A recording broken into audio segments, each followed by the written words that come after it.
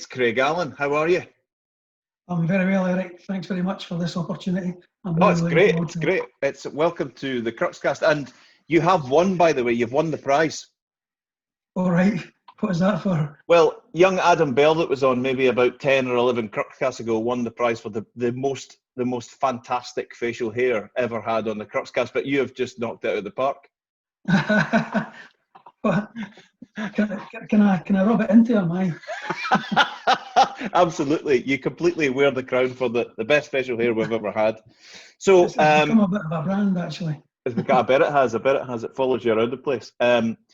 So different mindset, really, really interesting. And I'd like to kind of unpack. You've got the nice branding behind you there, which we'll come back to that in a wee second and unpack what different mindset's all about and how you got to this place. But first of all, before we go back and walk through this wonderfully interesting life of yours, anecdote full, how are you coping with life as it is today? I think I'm probably no different from anybody else in that one. It's been 6 months of. Well, the thing is, it's not been hell for me because working from home, I've always done it. So the working from home bit isn't an issue. The commuting bit, I don't miss in the least. Yeah. What I miss is I'm quite a tactile person. I miss cuddles. I get a lot of cuddles from men and women up and down the country, so I kind of miss that a lot. Right. But during lockdown, I've been different mindset has been really busy. We've been doing a lot of work for people. I've been working closely with a couple of social enterprises and charities. Right. But all of that work has been, although it's been at the core of what I do and what different mindset offers. It's all been pro bono, so there's not been any earnings coming in from that. So, but we're starting to see one or two things changing now. So we're starting to see some clients starting to come on board and actually want to pay for my time now, which is very encouraging. How have you found it? It's been good. I mean, our core business is transforming individuals and organizations to become strategic with social media. And there are now lots of people that are either looking for, if the pipeline's down, if the sales team, God bless them, have been used to using certain techniques for the last 20 years or whatever, we're seeing that doesn't work. How do we generate leads, and how do we get connections and conversations with people that we would never have had before? And the main answer to that is becoming strategic with social media. So thankfully, there's a bunch of companies that are really taking that seriously now, really seeing the change in the wind, and keeping us busy with our transformation programs, which is great. But there's still a lot that are on the fence and wondering if it's going to work for them, and I'm not so sure. We tried social media and it didn't work. Well, actually, did you really try it, or did you get somebody in your organization to post a picture of your shiny thing, leaving the warehouse every week? So that whole becoming strategic with social and transforming the business is thankfully doing rather well, which is good. Yeah, but it's a big change. It's a big change for people. I think a lot of people think it's, well, you just fire some stuff onto LinkedIn and pound notes start flying through the door. It's a totally, really apt that you have it written behind you, a totally different mindset. It really is, and you're touching on so many things there that I talk about and preach about and write about all the time. And the thing is that a lot of businesses think this has just come about since lockdown, and it's not. No. For me, the traditional sales person and sales style is dead or is dying, and has been for several years now. Yeah. People don't want somebody phoning them when they're sitting having their Sunday dinner. In fact, I practice a number of different techniques that I use for exactly that scenario. But the fact is that the old door knocking round industrial estates doesn't work because they've all got secure door entry systems now. So it's a waste of time. Picking up the phone and trying to phone people that have never heard of you, absolute waste of time. Emails, wasted time. I mean, I've got a junk pile in my email that you wouldn't believe because I just don't know people. I don't like their approach, and therefore I won't accept anything from them. Yeah. So for me, as I say, the sales person's role, traditional salesperson's role, is gone. It's a dinosaur. And Totally. And certainly digital marketing and the use of social media in general, because for me they're two different things. Digital marketing is something that an expert does, and you get them to do that on your behalf. Using social media is a personal thing, and you've got to make it personal to your brand and your business. Very much so. I mean, I have this conversation regularly with management teams where we're like, how do you do this today? Well, we do a bunch of adverts, and we've actually increased our advertising because our marketing director tells us that we're not getting as many leads as we used to have, so we need to market more. We need to advertise more, and we run everything through a massive outsourced email marketing company who puts out mass emails on our behalf. And okay, so what's the results on that? Well, nothing yet, but we're hopeful it's going to start to pick up and bits and bobs and all of that. And the question, we have to always come back to the question: do you, for your company, because you're quite a sizable company, do you buy your products and services from adverts and email campaigns? Do you do that? No. So why would you expect your clients to? Why would you expect your clients to? Your clients. So how do you buy your products and services?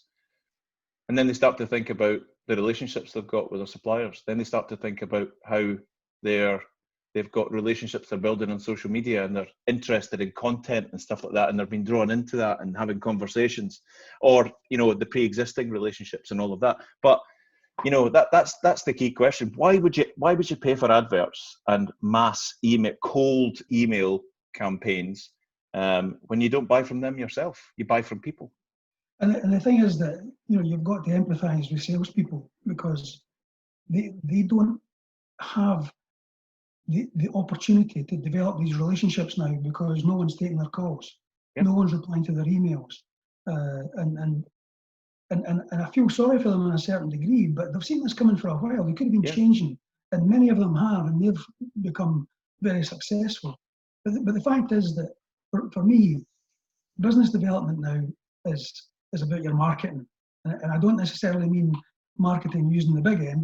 I mean your brand marketing and your company marketing. That doesn't necessarily mean a professional marketeer, but the way you market your business on social media and the way you use digital marketing is how you attract people to get to follow your posts, to get to understand your personality on LinkedIn and Twitter and Facebook, even if that's totally multi-platform. But it is. But if you're trying to encourage the right kind of people to come and visit you, then ultimately you want to drive them to your website.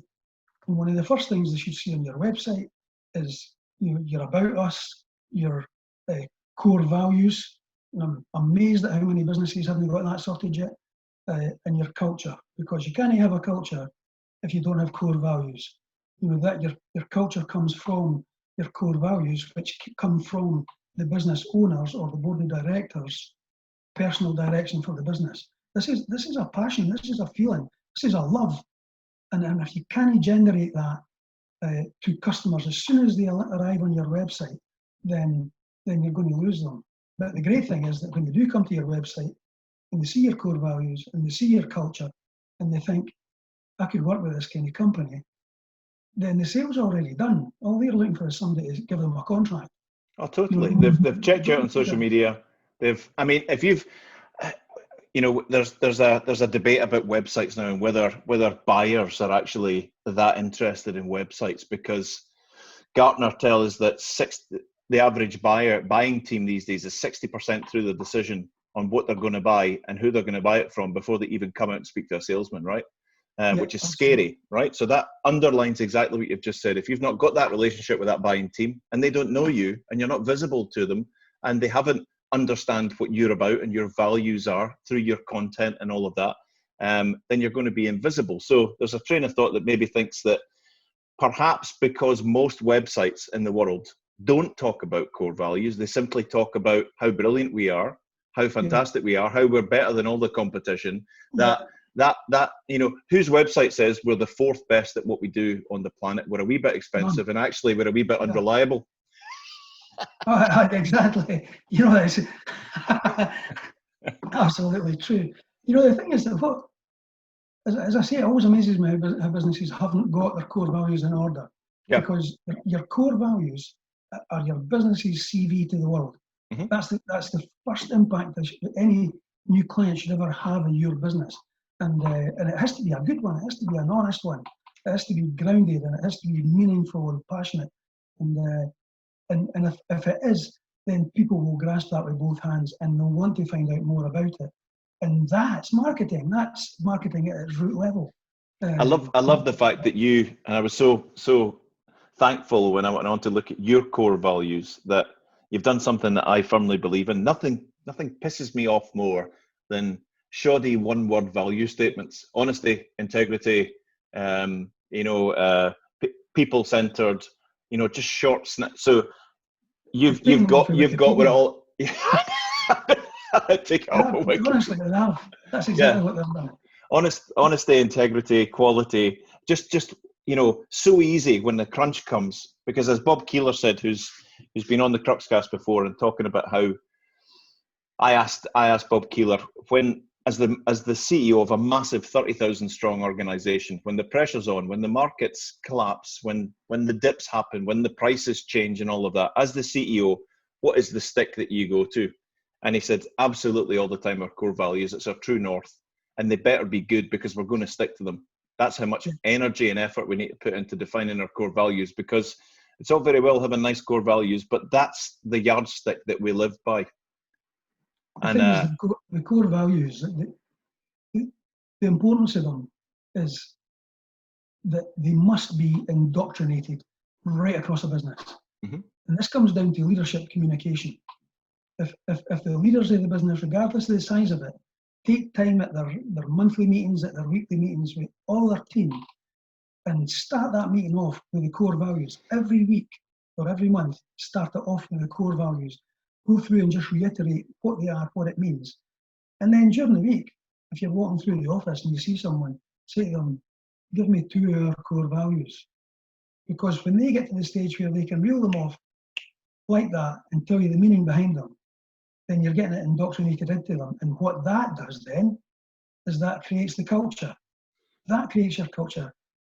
Once your core values are in place, if you bring someone new in for an interview and you take them in and introduce them around all the team, before that person leaves, everybody in your company knows whether that person meets your core values or does not meet your core values, and should be hired or not hired on that basis. Because it's in the DNA. Of course it is. That's exactly what it is. It's the DNA, and every business should hire, fire, promote, reward on their core values and how well an individual adheres to these core values. I'm wanting, as different mindset expands, I'm wanting people to work for me who go out at the weekend and meet with their mates in the pub. And if their mates ask them how they're getting on at work, I want them to say, I love it. I love working with different mindset. I wouldn't work anywhere else. I would encourage you to come and work with different mindset. That's core values. That's about getting the core values and the culture of the business right. Make it like a family. Make them feel loved. Make them feel cared for. And if you do that, then you're on to a winner every single time. And that's exactly what you and I are doing with businesses. Yeah, totally, absolutely. This is clearly something that's in your heart and in your mind, right? So you've had, I'm just looking back through your career to date, you've had a really strong career, started off in healthcare, then moved into Thunk, you were into IT, and you had a long career in sort of IT-related kind of world. Yes. In the commercial space, sort of corporate sales, corporate BD, all of that. When did at what point in your career, because we all start off somewhere, right? We don't start off somewhere fascinated by leadership, right? At what point in this beautiful journey that you've had did you realise that leadership makes or breaks the organisation? Goodness, you need to go right back for that one. Right, okay. I'll abbreviate it I'll make it very short, but when I left school, I took on a position as an apprentice machine technician, working with Lyle and Scott, who made jockey Y-fronts and T-shirts at various other factories. They made the golf jumpers and whatnot. Very big organisation. During my apprenticeship there is where I met my wife, Jacqueline, and we've now been married for 42 years and still best mates to this day. So, so I served my apprenticeship, but my ambition since I was a schoolboy was to be a policeman. Wow. And when I finished my apprenticeship, I had applied to become a police officer with the old Fife Constabulary at the time, before Police Scotland. And eventually I went through the process and got accepted. And in December, I think it was 78, became a policeman, wow. Which was intensive training, telling you how to interact with people, telling you how to read body language, telling you what to look for, how to communicate properly. Was that what's the police training school again in Scotland? Where was that? Tully Allan. Tully Allan, yeah. Through in Kincardine, yeah. Yep. And it was great. So I spent 8 residential weeks there and 6 residential weeks at our local headquarters in intensive training, and thoroughly enjoyed it. And only left it because of a particular bad incident that happened. And where on the day shift, starting at 6 a.m, I was on the van with my transit van with my colleague when we got called to a house where I reported caught death. And we turned up to the house for a 9-month-old baby who died from his sleep. And when we went in, you're not really making eye contact, so you're going through the motions. But it turns out that the husband of that baby and me had been cuddling each other only 9 months before, because their son and our son were born in the same hospital on the exact same day, exact same time. And I've got to go in and take this 9-month-old baby away in his carriacot, away from his mum and dad, with the mum grasping at my knees and begging me not to do it, and it was horrible. So needless to say, I resigned immediately after that, and because I couldn't do it. I realised that I couldn't do it. And I'm a tough guy, but I couldn't do that. Not in the heart. I can't do that. So that was my police career.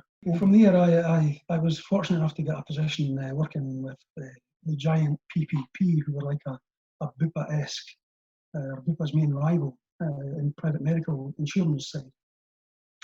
And I spent about 10 or 11 years working with them, where their training at the time was just the best in the world. It was great. They trained you into a method of selling called structured selling, which was all about building relationships. It was all about maintaining regular communication, getting your customer to feel that they can communicate with you without getting a sales pitch. That they felt comfortable with you, the extent that you didn't want to hide from them if you met them in the supermarket. So it was all of that, and the training was just fantastic. And it focused on a technique that they called 5 bums in a rugby goal. I don't know if you've heard that before. Never. 5 bums in a rugby goal. If you think of the 5 bums as W's, right. Curly W's. So they're the 5 bums, and the rugby goal is an H. Right. And it's a mnemonic to help you remember open questioning techniques. So it's who, where, when, why, how. Yeah. And these are for gathering information and for building relationships. And I use them to this day. In fact, I use them to create my own style of selling, which I think I said to you when we spoke before that I was a fairly serious martial artist at one time, and I competed in various fighting competitions all over the place. And I was a great fan of Bruce Lee. Wow. And Bruce Lee's movie Enter the Dragon featured all the fighters going across in a Chinese junk across the sea to the evil Mr. Han's Island.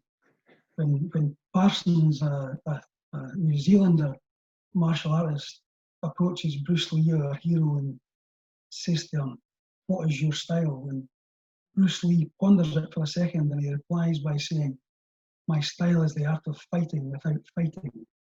And I thought, stuck with me. That's really stuck with me. Mm-hmm. So as I perfected, in my view, my structured selling, I started to tweak it and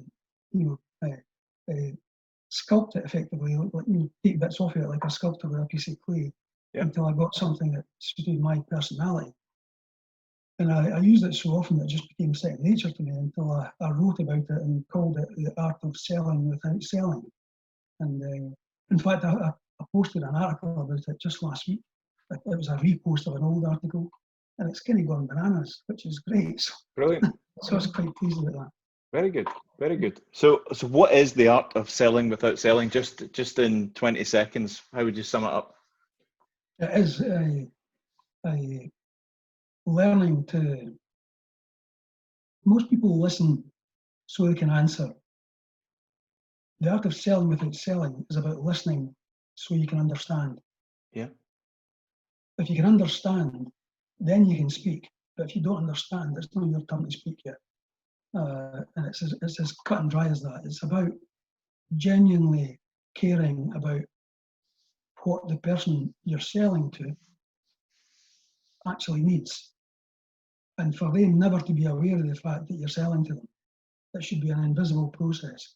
And as such, most of the clients that I've worked with over the past 35 or 40 years would tell you that they've never been in a sales meeting with me. It's always just been a conversation and a chat and a how you getting on and a catch up. And at the end of it, they buy something. And they've got no idea why. That's true though, because if you use the right kind of questioning techniques, clients know what they want. They don't need a big beardy bloke to try and tell them you need this. All they need is for me to ask the right questions so that they themselves define what their requirements are, and they guide themselves down a perfectly well lit path. And at the end of it is the pot of gold. That's what they're after. So absolutely, and therein lies the difference between buy my stuff because we are better, cheaper, faster, and building a relationship, building influence, and building trust with someone. Absolutely, that's absolutely the difference, just defined right there, which is terrific. So as this progressed throughout your life, you maintained roles still within the sort of IT world, right? Yeah, 25 years in IT, and, right. And again, it was an eye opener for me coming in. My first job in IT, coming into it and seeing the so-called salesmen and the techniques that they used, and did not give a jot about any customer as long as they got the contract signed.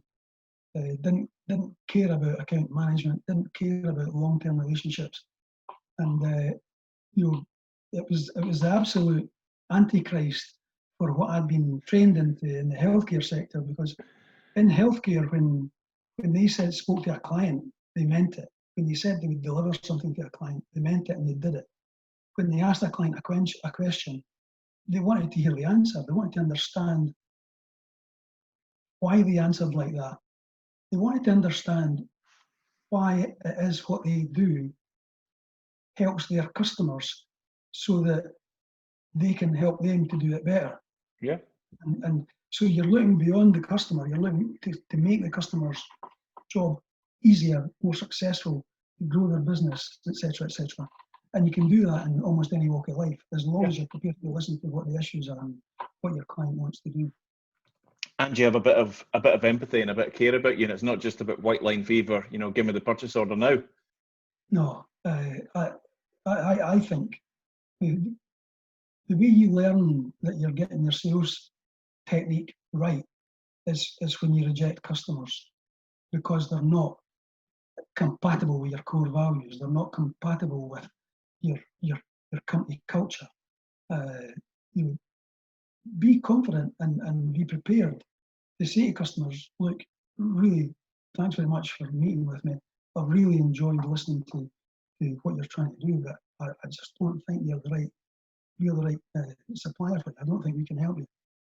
And more often than not, in my experience, they've stood up and walked me to the door with a handshake because they appreciate the honesty and the openness. And if you can get to that stage, and I've actually done that with customers where they've actually, or potential customers, where they've actually recommended me onto someone else, even though I've kind of gently rejected them. Yeah. And again, that just comes back to, it's the old traditional know, like, trust. If people know you and get to like you, then they'll trust you. And that's what it's all about. I always believe in a little bit of within your specialism as an organization, you've got a certain amount of stretch where, okay, if we do A, B, and C, there's a possibility that we could also, with a wee bit of thought, and maybe with hiring someone who does something, we could maybe do D and E. We could maybe just ease into that space a little bit. But I remember many years ago, I was looking after an organization, and one of the sales managers came back, and I said, "How did it go with that client?" And he said, "I'm quoting them for," and what he told me he was quoting them for was so far away from what we did. It was like, honestly, it was like if you were a butcher and he was going to quote them for designing a jet engine. It was that far away from what we did. And I said, I don't really understand why we're going to be quoting them for this. It's a complete mismatch with what we do. I don't mind a bit of stretch and pushing us a little bit. That's creative and innovative. But this is so far away. And he turned around and went, "Hey, listen, a sale's a sale." And I thought, oh my God, we've got a lot of work to do here. We've got a lot of resetting to do, and a lot of salesman to find. Yeah, well, possibly. But at the end of the day, that was my fault. That was my fault because I'd allowed that to creep in, maybe putting too much pressure on the numbers or whatever, but I'd allowed that to creep in. So I'd allow at any cost get a sale rather than get the right sales from the right clients at the right time, at the right number and all of that. So it was I took full responsibility for that and remedied that situation. I wrote an article just a couple of weeks ago, which was about a question that came up in a meeting that I had. I was meeting with a board of directors, and one of the directors, a lady, was, and this is only 3 or 4 years ago, but she was increasingly aggressive towards me in the meeting, and the questions that she was asking were completely nothing to do with what the conversation was about, but just trying to make me look bad and make me feel awkward. Right. And I put up with it for a while, but eventually I stopped and I put my book down and I said, "Look, I get the impression I've done something to upset you. I've got no idea what it was. Can you please tell me, because I'll apologise right away if you just tell me what I've done wrong." And fully confidence, she just looked me right in the eye and goes, "I don't trust guys with beards." And I went, okay. So I closed my book, closed my laptop, put it back in my case, and I said, "I'm sorry, this meeting's finished." And I got up and I walked to the door. The managing director followed me to the door, into reception, and he said, "Look, can you take a seat just for 5 minutes? Let me sort this out, and I'll come back out for you." He came back out for me. The lady was no longer part of the meeting. They were as embarrassed as I was, and we ended up getting the deal. So I posted this on LinkedIn, and I got a lot of really positive feedback from yourself included, if I remember correctly. Yep. But there was 1 or 2 people who said, "Well, that's okay when you're not under pressure to get the sale. I would have to put up with that." And I couldn't believe what I was hearing. No one has to put up with that. There is no sales manager or regime in the world that should force people to put up with that kind of abuse simply to get a sale from someone that's going to abuse you and your business for the rest of the time you're working with them. So it's better to step back at that time and just call it out for what it is. And it's bullying and it's bigotry is what it is. It's bigotry in its real sense of the word, meaning the refusal to accept the view of another person, which is what bigotry with a small b actually stands for. And in this case, the refusal to accept the appearance of another person, which is terrifying, right? Terrifying. What if I'd been, transgender or of some kind of other ethnicity? That would have been frowned upon, and she'd been called out for racism or whatever it might be. It's a beard, for God's sake. I know. There's a lot of these days. I'm surprised you focused on that and not the fact that you're a fifer.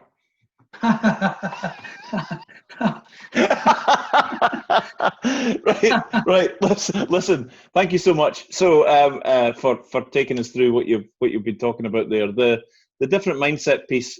We had an excellent conversation, and I'll ask you to recount it if you will, because I loved it. It was the piece about how you did your talk about Ernest Shackleton and how much that meant to you in life. It kind of forms your view and maybe impacts your own values. Craig, just walk us through that, will you? Because I love that story.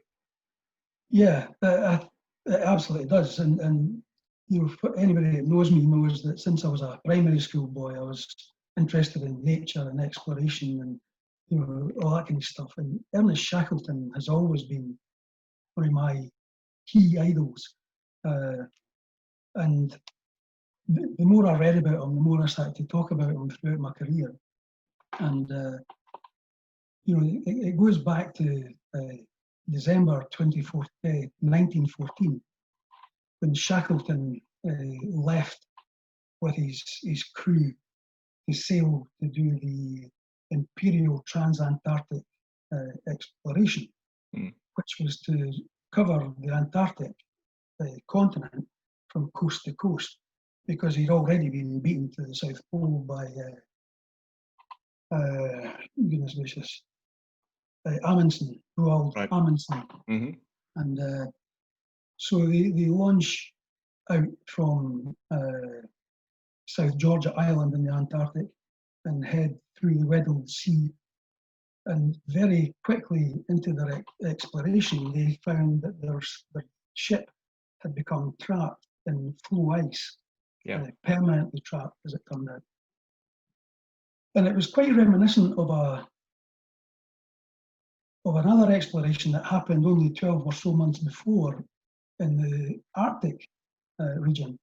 And it was run by a guy called Vilhjalmur Stefansson. And very shortly after they set out, their ship also got trapped in floe ice. But from that moment on, the difference between the two leaders was as far apart as the poles themselves. Because in the north, they all started to panic and only think of number one, and they started to steal from each other. They started fighting. The whole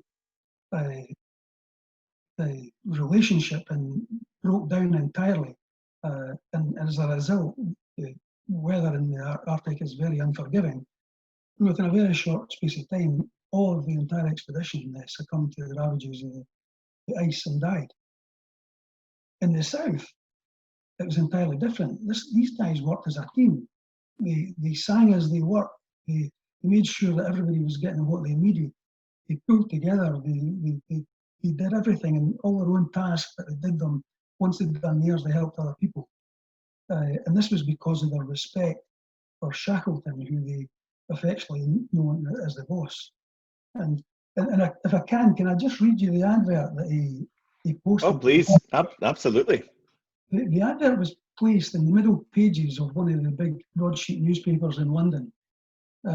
So it was very inconspicuous, and it's only a tiny, small advert that just says, "Men wanted for hazardous journey, small wages, bitter cold, long months of complete darkness, constant danger, safe return, doubtful, honour and recognition in case of success." Now, it's not exactly the most sales and marketing style advert you've ever seen in your life, but he got 5,000 applicants from that, and he only took 27. And one of the things that differentiated him for his interview technique at the time was he asked every one of them to sing to him. Sing me a song. And the reason he did that is because he knew he'd been to the Antarctic before, so he knew what these newbies were going to experience. And he wanted to know that come hell and high water, that they would join in with a song and that they would help their friends and they would build a bond. And this is how he started it. And he continued it through his process when he was down there. Once their ship was trapped, and Shackleton recognised that it was never ever going to be freed, regardless of ice thawing and anything like that, then he got all the men off into the floe ice with some lifeboats.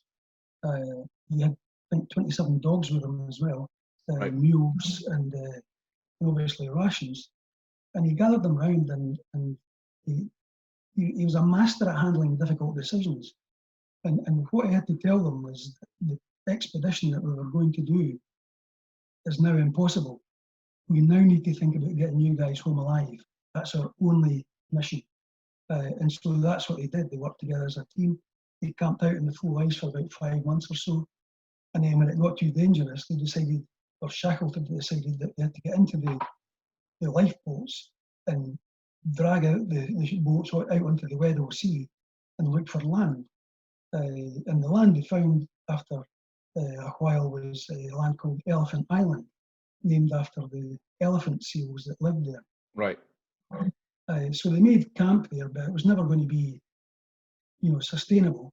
So what he did after a while, he and 5 men took one of the boats, and they were going to head back and try and find South Georgia, where they knew there was a whaling station, and they knew that they could get help and get rescue there. Good Lord. So, it was an 800-mile trip in an open boat, and it's recognised as the greatest boat journey in history. On Elephant Island, the men survived. Everybody thinks that they killed the elephant seals, but the meat and the blubber of the elephant seals were being so rich it would have killed them. Yeah. So what they did is they actually caught and killed penguins that were coming back in from the sea. But again, they couldn't eat the meat, so what they did was they took the freshly caught, undigested fish out of their stomachs, and they survived that way. So, there's a lot of things about the legendary leadership of this guy that taught them these techniques. And his right-hand man was a guy called Frank Wild. And Shackleton would never take a decision without consulting with Wild first.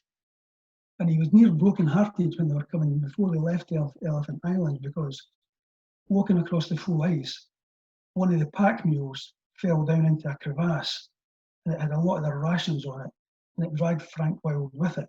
Oh. They were able to rescue Wild, but not the mule. But Frank Wild was very seriously injured, and Shackleton was very deeply worried about him, especially in the weather conditions. And they were all on rations of 1 biscuit a day at that time. And one night when he saw how his friend was deteriorating, he gave Wild his only biscuit ration for the day. Now, not only did that lift Wild's spirits and help him to fight on, but inadvertently almost, it lifted the spirits of all of the men who've seen this happening. Mm. And when anybody in leadership has difficulty making difficult decisions, but you still have to make them. And it's worthwhile sharing with your team to say, I don't know what I'm going to do here. I need to make a decision on this, but I don't know how to do it. So back to Elephant Island, the guys are there. 5 of them with Shackleton have travelled and eventually reach South Georgia. But because of the weather, they got blown up on the wrong side of the island, which was mountainous. Right. So without the mountain equipment, they had to scramble across some of the highest mountains in the region and eventually get to the whaling station at the far side of South Georgia. And immediately upon arrival, he commandeered a whaling ship. So no rest, just said, I need a ship and I need it now. And he travelled back, and 5 months after he left his men on Elephant Island, he returned and rescued every last one of them because he'd left Frank Wild in charge of getting them together.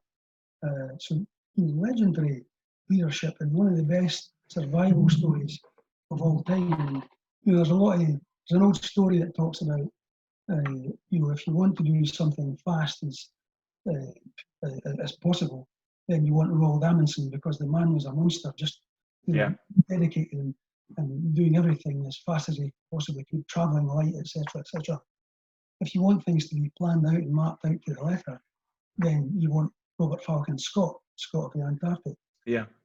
But if all hell breaks loose and you find yourself in a deep hole, then get down on your knees and pray for Shackleton, because he's the guy that's going to get you out of that hole. And I think from a leadership perspective, that's probably, albeit very dramatic. But if you look at the parallels with the position that businesses are finding themselves in just now, which leader do you want? Which leader do you want to go for?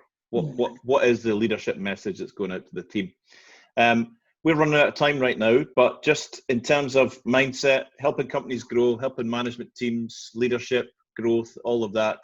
I guess you want people to get in touch with you through LinkedIn, Craig? LinkedIn's probably the best route. Yeah. And your website, what's the website? Website is different-mindset.co.uk, and that's also my email address if anybody wants to drop me an email. Outstanding. Listen, it's been an absolute pleasure. It's not the last time we're going to talk to you on Crux Cast, because we could talk to you for hours, but we're limited by Zoom time. But it's been an absolute pleasure. Thank you so much for joining us today, and we'll see you again. I'm looking forward to it. Thank you very much indeed, and all the best. Thank you so much. Bye-bye. Excellent. Take care.